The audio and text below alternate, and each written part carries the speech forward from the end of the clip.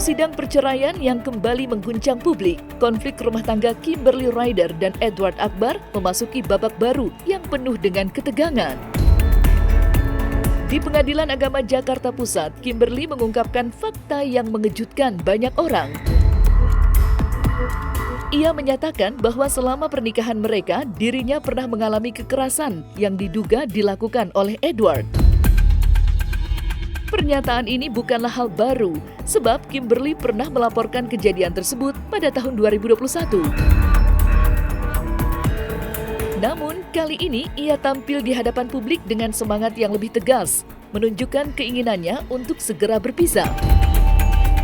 Sontak, pernyataan Kimberly menjadi sorotan utama media. Bagaimana tidak, ibu dua anak ini tampak begitu mantap mengambil langkah untuk mengakhiri hubungan yang telah berulang kali dipenuhi oleh ketegangan. Dalam persidangan, Kim hanya meminta nafkah sebesar Rp5.000, sebuah angka yang menunjukkan betapa sedikitnya yang diharapkannya dari Edward dibandingkan dengan rasa sakit dan penderitaan yang ia alami.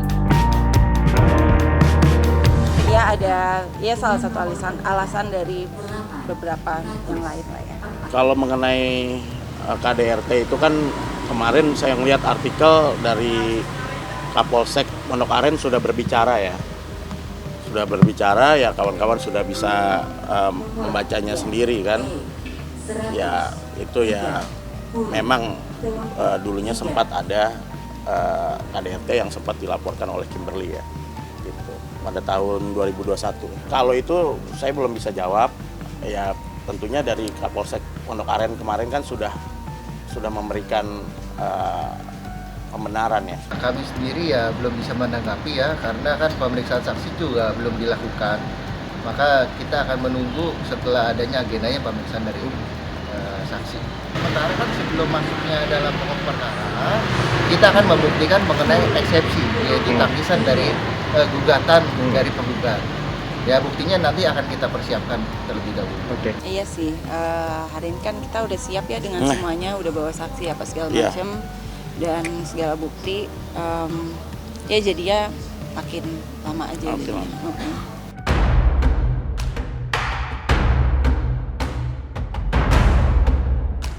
Sementara itu, Irvina Zainal, ibunda Kimberly, dengan tegas membenarkan tuduhan kekerasan dalam rumah tangga yang dialami putrinya sejak tahun 2019. Dengan mata yang berbinar penuh emosi, Irvina mengungkapkan kekecewaannya terhadap sang menantu. Sebagai seorang ibu, rasa sakit yang dirasakan Kimberly tentu menghancurkan hatinya.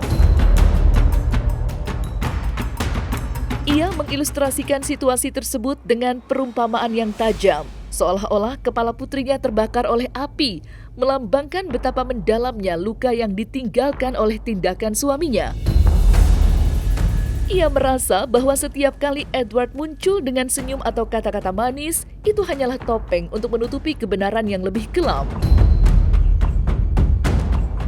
Oleh karena itu, Irvana bertekad untuk mendukung keputusan Kimberly apapun yang terjadi. Ia ingin anaknya tahu bahwa ia tidak sendirian dalam perjuangannya ini dan bahwa ada jalan keluar dari hubungan yang menyakitkan. Tahu lah, ada beberapa yang dia tahu emang. Ya dia sebagai kayak salah satu bukti aja yang sudah ada di dalam gugatan aku. Ya tahu lah pasti. Seperti apa? Yang diketahui langsung di depan mata mami. Wah banyak. Nanti aja kali ya. Tadi Kimberly sudah ceritain belum? Hal yang paling Udah kali. Ya alhamdulillah anak saya nggak babak belur, nggak hancur. Ya alhamdulillah terselamatkan lah. Itu aja sih. KDRT itu pernah dilakukan di depan tante atau seperti apa tante? Enggak. Oh kalau depan saya, itu lain cerita lagi tuh mah. Sebetulnya itu ceritanya itu tahun di 19. Kalau yang saya taunya di tahun ini.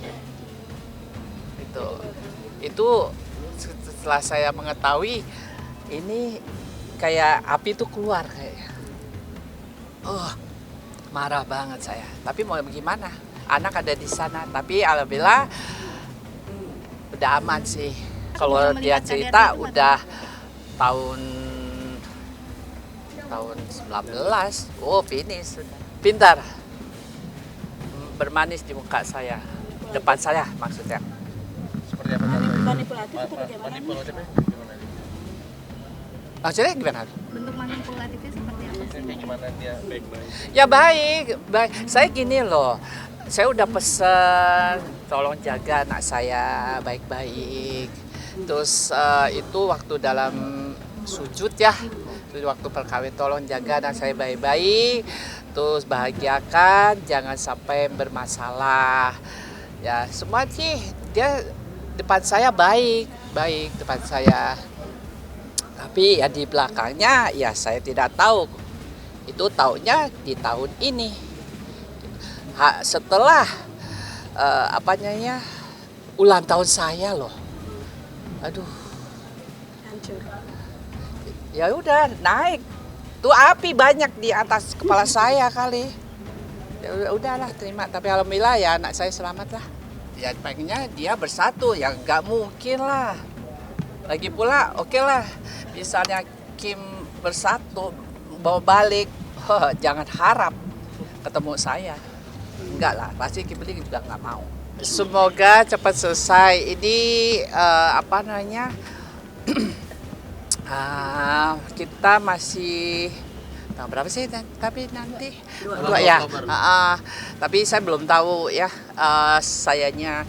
Terus ya mudah-mudahan ya semua di pihak Kimberly nanti.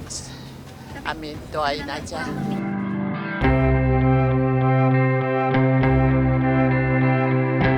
Di sisi lain, meski sudah dihadiahi mobil oleh John LBF, Kimberly Ryder menyatakan jika ia akan tetap melanjutkan proses hukum terhadap suaminya, Edward Akbar, yang diduga telah melakukan penggelapan mobil. Sebelumnya, Kimberly Ryder sudah menjalani pemeriksaan di Polres Metro Jakarta Selatan. Dan pada saat itu pula, Kim juga mengklarifikasi jika ialah yang mentransfer uang senilai 290 juta rupiah untuk membeli mobil yang saat ini disembunyikan oleh Edward.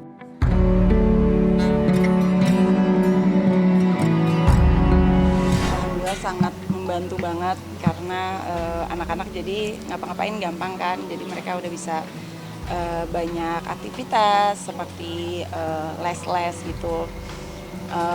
Terus tahun depan udah mau insya Allah mulai sekolah, jadi semua lebih gampang gitu karena aku pergi kerja, jadi yang di rumah kan mama sama anak-anak, mama yang ngurusin anak-anak kan, jadi lebih menggampangkan supaya mamaku juga nggak ribet gitu loh, membawa anak-anakku kanan ke kiri gitu, jadi aman semua. Gimana teman? Kalau dalam hal di laporan pidana di Polres Jaksel ini kan dari penggugat dan tergugat sudah dipanggil, sudah memberikan keterangannya. Ya kita karena sudah melaporkan di Polres Jakarta Selatan, infonya Polres Jakarta Selatan akan memeriksa ahli pidana. Ya kita sebagai pelapor dan juga tentunya dari terlapor juga akan menunggu. Karena kan ahli ini memang ahli independen dari Polres Jakarta Selatan. Ya kita menunggu juga hasilnya bagaimana dan apakah sudah diperiksa atau belum, karena kita belum mendapat kabar juga lanjutan seperti itu. Ya udah emang udah ganti nomor kayaknya. Anak-anak sendiri kecewa nggak sih dengan kejadian ini? Ada sih kecewanya ya, cuman kan langsung kita alihin ke pembicaraan yang lain. Ayo mau ngapain, ayo kita ngapain. Aku udah sempat ngejelasin kayak sebulanan yang lalu, ini kayaknya emang harus dijelaskan ke mereka deh. Mama papa udah nggak bareng lagi, kita udah nggak bersama lagi. Kita sudah tidak saling mencintai seperti dulu. Tapi no matter what, mama dan papa akan selalu sayang sama kalian. Whatever happens, kita akan selalu, we will always love you. Dan mama dan papa udah nggak bersama lagi itu bukan karena kalian, bukan salahnya kalian, karena itu harus dijelasin sama mereka. Alhamdulillah Kim aja doain Kimberly dapat kerjaan lagi,